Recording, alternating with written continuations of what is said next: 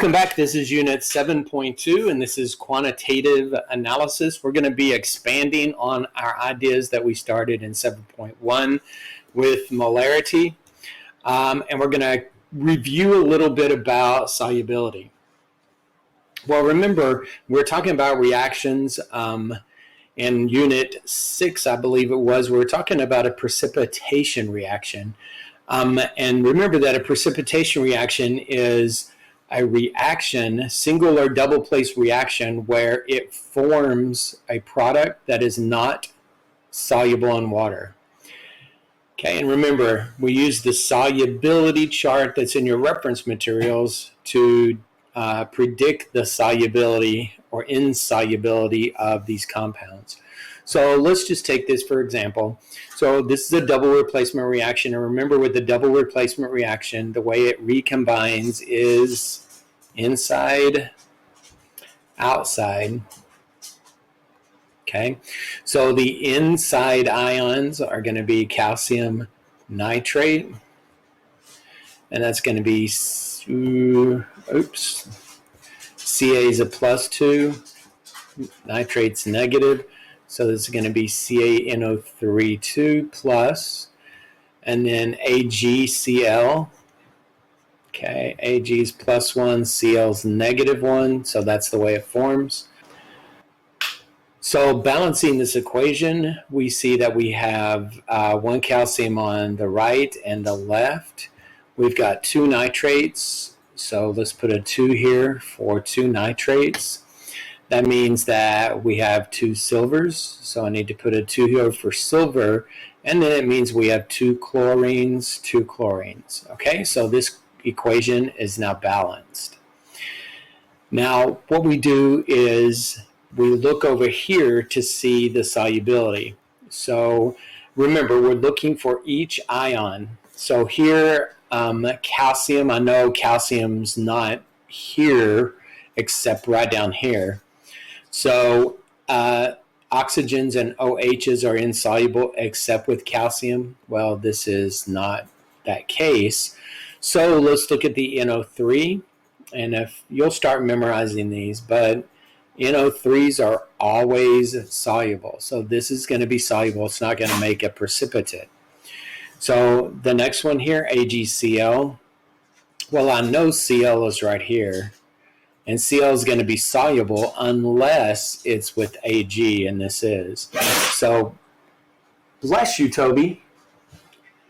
So, this is going to be the precipitate. Okay? So, that's just a quick review on that because we're going to use that concept now when we're talking about some different types of reactions. All right, so let's revisit and review some more about 7.1. Well, in 7.1, we talked about when these salts dissolve in, say, water. And we learned that we could calculate this concentration or molarity by moles divided by liters or moles per liter. How much of this is dissolved in a liter of liquid.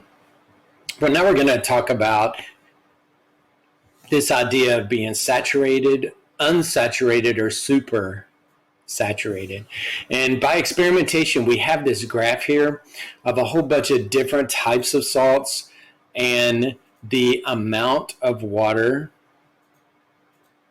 that it's dissolved in compared to now the temperature of the water.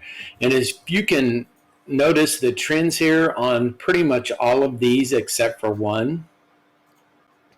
As the temperature increases, the solubility of the salt also increases. So what these lines tell you is the point of saturation. And that's the point where this 100 grams of water can only dissolve this certain amount of salt. So let's say example, 10 degrees Celsius right here. At 10 degrees Celsius, lead nitrate will only dissolve 45 grams. Okay, then if we increase that temperature to 20, we see that it's about 56 or 57 grams. So this tells you on this line the point of saturation. Okay, so anything below this line, like at 10 degrees, if we only dissolve 25, it would fall below the line. Anything that's below this line, okay, is going to be said to be unsaturated. Unsaturated. Okay, and then anything that we have that's above this line, okay, is going to be said to be super saturated. That means that theoretically it holds too much dissolved salt than it's possible to hold. And the way that you achieve a supersaturation is you heat up the liquid. Like, say, for example, let me clear this out. If we were to heat up this water here to 50 degrees, and for the lead nitrate, we dissolved in the 84 grams, that would be saturated at that temperature.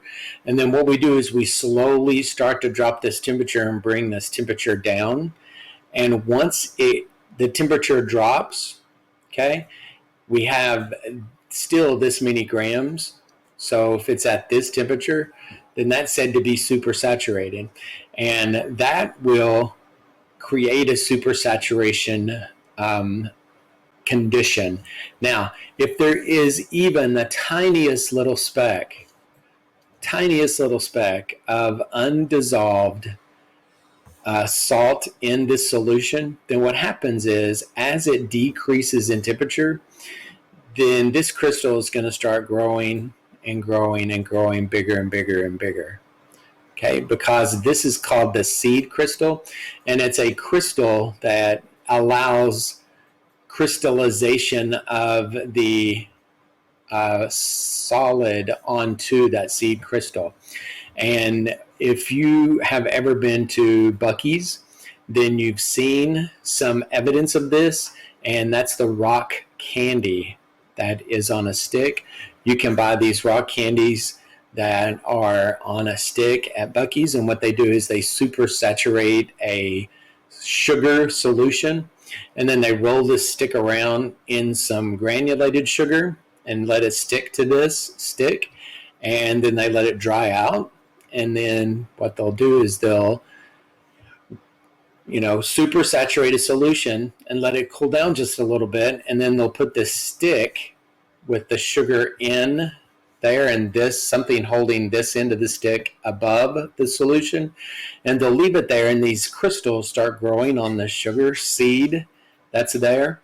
And then so after a certain length of time, you've got all of these crystals that have grown on this, and then they flavor it and color it, and they sell that as rock candy.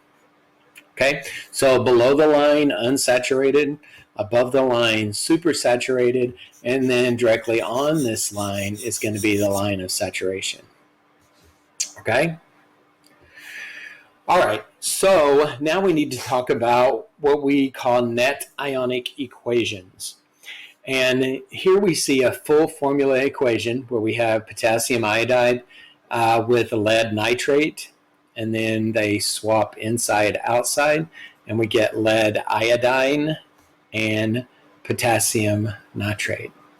And then what we're going to do is we are going to break this up into what's called an ionic equation. Okay, and then what you do is you look on the solubility chart and you see that Ki does separate. So we're going to, with the balanced equation, we're going to write 2K ions plus 2 iodine ions, because when you put this in water, it does dissolve and it separates. Okay, so same thing here with this. Lead nitrate, all nitrates are soluble. So when you write it out, you're going to separate these 2 ions. See, here's the lead 2 ion, and then here are the 2 nitrate ions.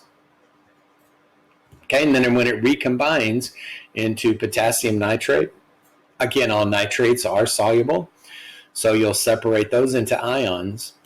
But when you look on the solubility chart, you'll see that lead iodide is not soluble. So you cannot break it apart. You're going to keep it together like this. So this is called the complete ionic equation. Now, the reason this is so important is because what you do with this complete ionic equation now is you mark out the things that appear on both sides, like the potassium. And there's 2 nitrates that appear on both sides. Well, should be 2 nitrates there because that's 2K. I just forgot to put a 2 there. So 2 nitrates on this side. And then so what you have left over after you cross everything out is called the net ionic equation. So what a net ionic equation shows you is the actual equation, the actual reaction that is happening. Because these are just spectators. These are called spectator ions because they don't get involved in the chemical reaction at all. They're just kind of hanging out and watching what's going on. These are the ions that actually get involved in the true reaction. And so that's why we call it a net ionic equation, because it's what's left over, net. So we're going to write 2I plus Pb2 yields PbI2, okay? So that's the real equation that happens there. It's called the net ionic equation. Okay, and we're going to get really good at writing those. So that's it, okay? So that's all this little section is just reviewing you on the solubility and then teaching you how to write net ionic equations, okay? So this is going to go really quick, and then we're going to move on to the next section. So make sure you slap that like button right across the face, give me a thumbs up, and poke that notifications bell so you know when I put up videos in the future.